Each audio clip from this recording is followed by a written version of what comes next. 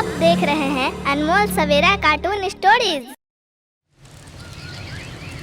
एक समय की बात है, एक जंगल में एक छोटा सा तालाब था और उस छोटे से तालाब में अनेकों प्रकार के जीव जंतु रहा करते थे, जैसे कई प्रकार की मछलियाँ, मेढक, केकड़ा, घोंघा, कछुआ इत्यादि। लेकिन उसी तालाब के पास एक बगुले ने भी अपना बसेरा डाल रखा था और उसी तालाब की मछलियों और अन्य जीवों को खाकर अपना पेट भरता था।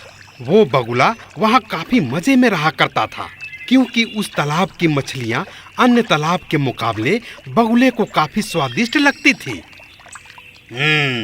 मछली जल की रानी है, जीवन उसका पानी है, हाथ लगाओ डर जाएगी, बाहर निकालो मर जाएगी।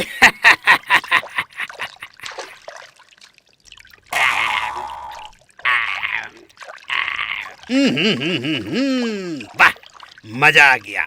इतना स्वादिष्ट, इतना लजीज और इतना मजेदार मछलियाँ तो इस जंगल के किसी भी तालाब में नहीं है। वाह, मजा आ गया।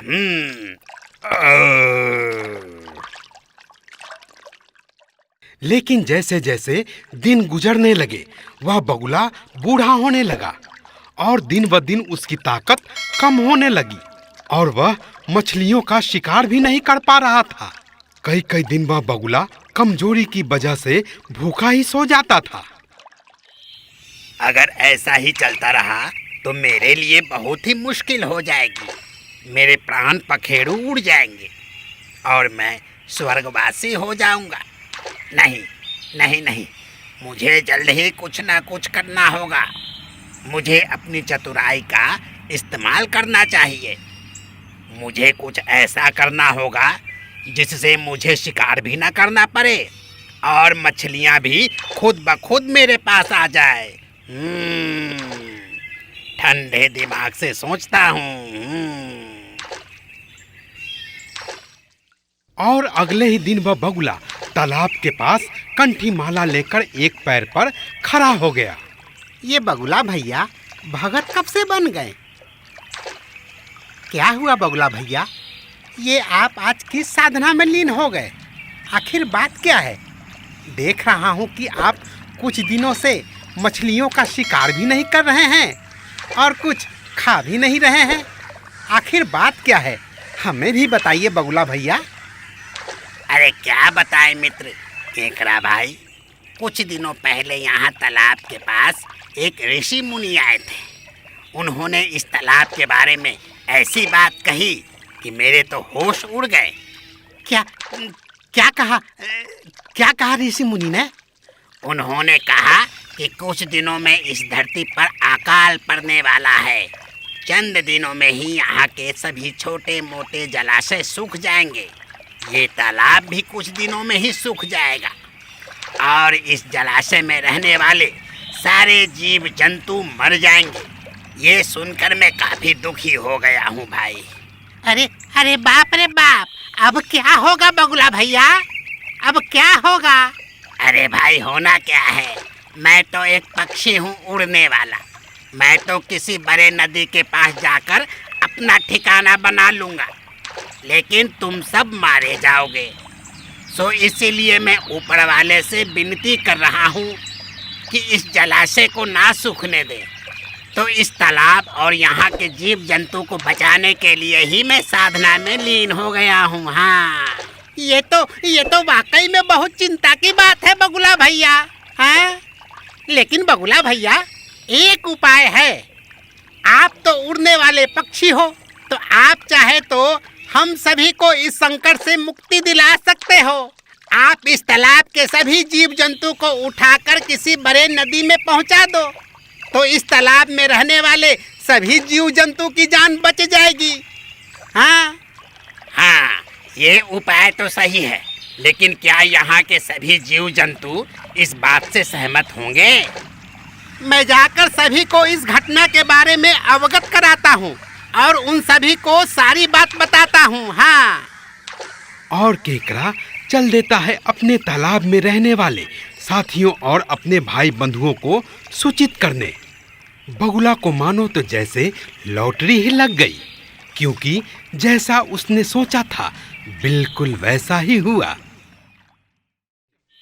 केकड़ा तालाब में रहने वाले सभी जीव जंतुओं जैसे मछलियों, मेढक, कछुआ, घोंघा इत्यादियों को इस आने वाले अकाल के बारे में सूचित करता है और बताता है कि कैसे यहाँ एक बहुत बड़ा अकाल पड़ने वाला है और यहाँ के छोटे मोटे जलाशय सूखने वाले हैं और हम तमाम तालाब में रहने वाले जीव जंतु मरने वाले हैं।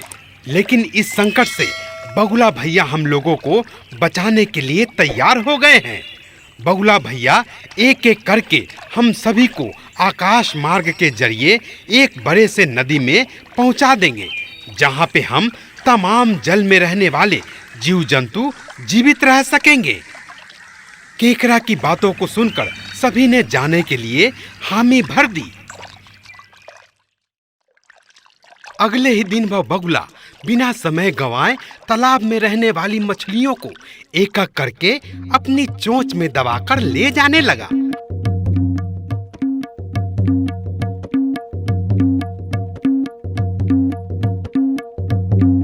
और कुछ ही दूर एक बड़े से पहाड़ के चट्टान पे जाकर उन मछलियों को खा जाता।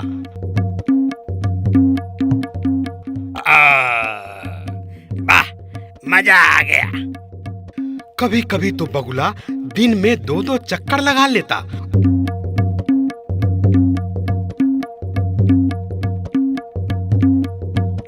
और इसी तरह वह बगुला तालाब की अधिकांशतः मछलियों एवं जीव जंतुओं को खा खा कर चट कर गया।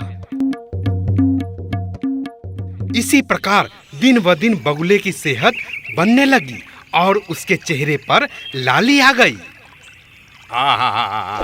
देखो दोस्तों, दूसरों की सेवा और पुण्य का फल बगुला भैया के शरीर को लग रहा है। हाँ मेढक चाचा, आपने बिल्कुल सही कहा। ऐसा महात्मा जो दूसरों की सेवा करे आजकल इस धरती पर मिलते कहाँ है। अरे हाँ केकड़ा, तुमने बिल्कुल सही कहा। ऐसा महात्मा आजकल इस धरती पर मिलते कहाँ हैं। ये सब सुनकर बगुला भगत मन ही मन खूब हंसता है और कहता है, देखो इस दुनिया में कैसे कैसे मूर्ख जीव पड़े हैं जो बिना सोचे समझे किसी के ऊपर विश्वास कर लेते हैं। तो ऐसे मूर्खों की दुनिया में थोड़ी चालाकी से काम लिया जाए तो हम जैसे जीवों के मजे ही मजे हैं। इतना कहकर बगुला हंसने लगता है।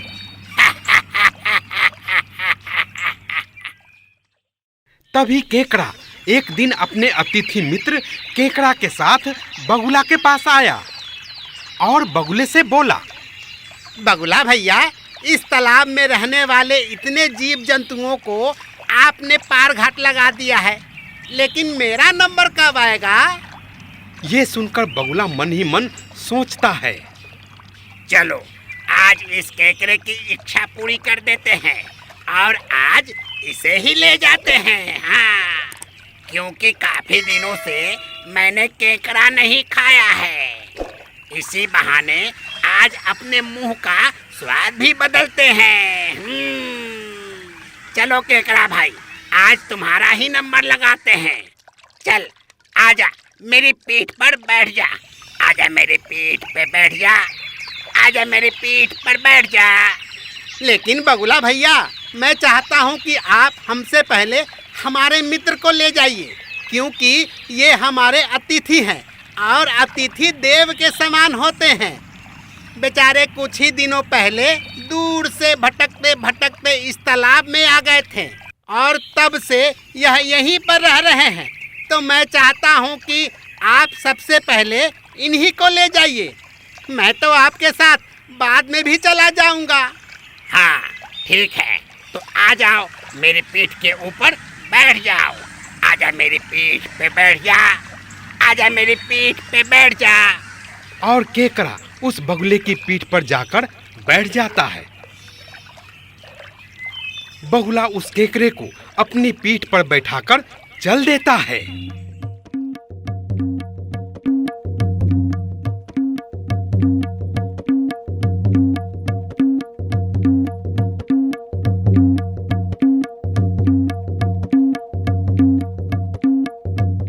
बगुला केकरे को भी उस चट्टान के ऊपर ले गया जहां उसने तालाब की तमाम मछलियों को मारकर खाया था।